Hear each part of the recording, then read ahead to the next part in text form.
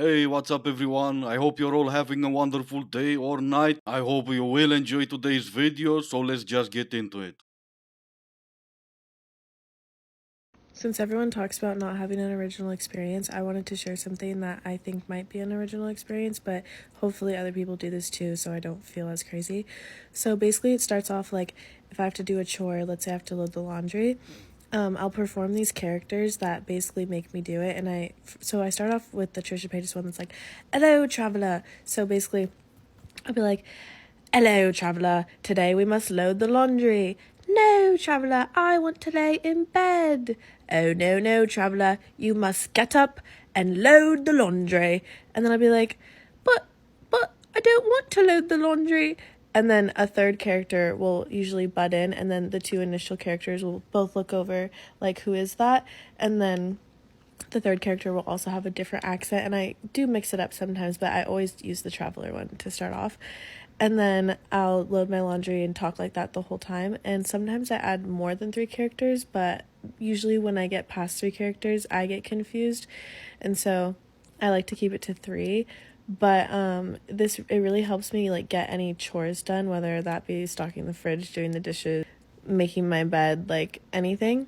And yeah, I just wanted to know if anyone else does this too. Like, maybe I'm not crazy. No one else does it, and yes, you are. Not to mention, I'm sure after you're done with the conversation with your imaginary friends, we are way too tired to do laundry and you need a nap. And just like that, doing laundry turns into a whole day affair. Does anybody else have friends? Not really, no.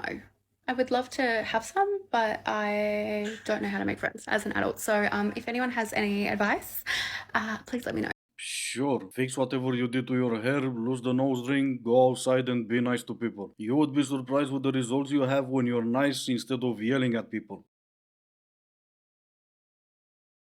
Ladies, we're not doing dating apps anymore.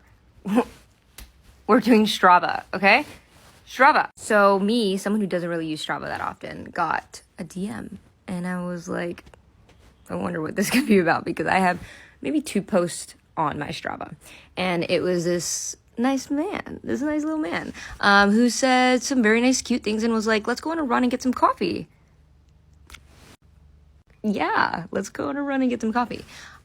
Instant yes. What do you mean? Yeah. I don't really find myself going on dates often, and I kind of hate the idea that dates are like always drinking motivated. So I just don't really do dating. And so this was like a big like, wah. I was like, okay, this is cool. Let me put my people on. Don't be a weirdo though. Slide in respectfully, compliment maybe their strides or whatever, but don't get weird. But if it's cool, Oh, you just gotta love the F-boys. They're everywhere. For everyone that doesn't know what Strava is, that's just an American internet service for tracking physical exercise which incorporates social network features. So now the F-boys are turning that into a dating app, and the queens are quite impressed. I'm sure if the same guy sent her that pickup line on a dating app, she would have been probably quite mad. What do you mean going for coffee? I expect princess treatment. But on Strava, yeah, I mean, sure, why not? So I was asking my friends this earlier, and we did not have a solid answer, but I wanted to ask you guys, would you rather be the exception to your partner's type or the rule? So would you rather be just like their past partners and be like, oh, they definitely have a type? Or would you rather be the exception so you're different from all the other types that they've been with? Leave your comment down below. No, I will not. You ask the wrong question, it's gonna get you the wrong answers. I want to be just like his type. That didn't seem to work for him before, did it? Oh no, I want to be the exception. Who's to say that's not gonna fail either? Question you should ask yourself or your friends is, do I want to be the type he sleeps with or the type he marries? What would you do if a guy asked you out on a romantic date and then arrived 2 hours late with 4 of his friends? Oh, but it's worse than that. Just brace yourself. So I'm dating this guy for about 3 weeks, and I think it's really important to mention the fact that he's Saudi Arabian, because maybe this is customary in that culture. Saudi, Middle Eastern people, please let me know in the comments. So 3 weeks into us dating, he invites me out for a romantic dinner at Nobu. And us girls know if a man is taking you to Nobu, he's gonna ask you to be his girlfriend. Anyway, I'm preparing for this date like it is my freaking coronation. Like, I bought a dress, I bought new hair extensions, I got my nails done. I was so excited. Then I was even less excited when on the evening of the date, he texts me and tells me that he is going to be 2 hours late because unexpectedly his friends flew in from Saudi Arabia. And as the queen that she is, she waited outside for 2 hours. Come on now. So I go to sit down at the table and I finally get a text message that he is walking through the door. And I'm kind of excited because I'm going to finally get to meet his friends. And that's not what happens. In he comes with 4 gorgeous Saudi women. So then there's no reasonable explanation why he would ask you on a date. She comes up with the best stories. Listen to this one. I dated a married man and I don't feel bad. And I know a lot of people are going to leave me hate in the comments for this, but just hear me out. The story starts at my job where I met him for the first time. He came in with a bunch of his coworkers and instantly I was drawn to him. Physically, he was not my type. He was short, he was chubby, and he was also Filipino. So the night goes on and he tipped me a ton of money that night and afterwards asked me if he could take me out sometime. And I said, yeah, sure. And just because he had tipped me so much, I gave him my number and he gave me his, but I never expected to hear from him after that. But then about a week later, he texted me and he seemed really persistent to want to take me out and I was a little apprehensive, so we settled on just a lunch date. This lunch date, which was, by the way, at a super nice steakhouse, ended up turning into a shopping event. I never meant for this to be a sugar daddy situation, but when he said that he wanted to take me to Valentino and Louis Vuitton on a shopping spree, I was like, sure. Like, literally at that point in my life, I had only ever owned like one Michael Kors bag. After that shopping spree, it did sort of turn into a sugar daddy, sugar baby situation, and I'm not gonna lie, he spent a lot of money and he would even pay me to hang out with him. The one odd thing was that there was never any intimate contact between us. Like, there would maybe be hand holding and maybe like a kiss on the cheek, but never anything more than that. Oh, come on now. Seriously? The same girl that waited outside the restaurant for 2 hours for some rich guy wouldn't do absolutely everything for a Louis V bag. Come on now. My Roman Empire is that a war could potentially be stopped with a strike.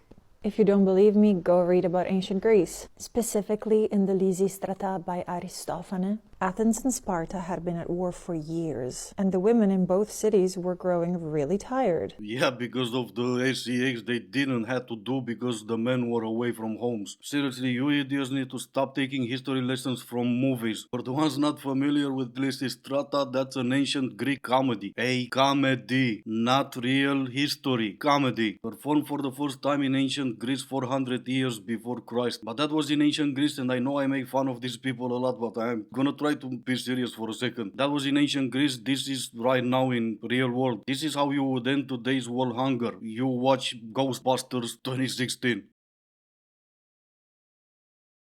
So I can't find the comment, but I made a video about how men can't guess your weight, and some guy guessed that I was 150 pounds. And this guy commented being like, anything above 130 pounds is unacceptable. And I agree. No, I'm kidding. But I haven't weighed myself in so long. The last time I weighed myself, I was 200. Relax. And it got me thinking, like, a lot of women are so afraid of talking about their weight. I completely get that. And I was thinking about it because my weight fluctuates a lot because at the end of the day, I'm literally human. But when I do gain weight, I really don't think about it as gaining weight. I think about it as enhancing juiciness. And if you're mad about that, I don't know what to tell you. I'm not mad about anything related to you, I'm just not into that type of juiciness. But that's just me being only human, not literally human. This is a PSA about things you should not put in your vagina. Athletes, bartenders, anyone with a substance abuse problem, and especially someone whose name starts with the letter J. Right, I'm gonna come back to you. The first lady, you need a PSA for stuff to not put inside your, like, oh my god, I'm a magician, I'm gonna make the fridge disappear. You don't need a PSA for that. As for you, names that start with a J. John, Jamie, James, Jamaica. Or, listen to this. Name a country beginning with J. Germany. So that counts, right? Germany. I want to know what your number one reason is for not having kids. I don't want to be the reason another man walks on Earth. It's just not a risk I'm willing to take. And you absolutely should not, because you can have a daughter to grow up to be just like you. Okay, let's see now. There are 2 types of wives.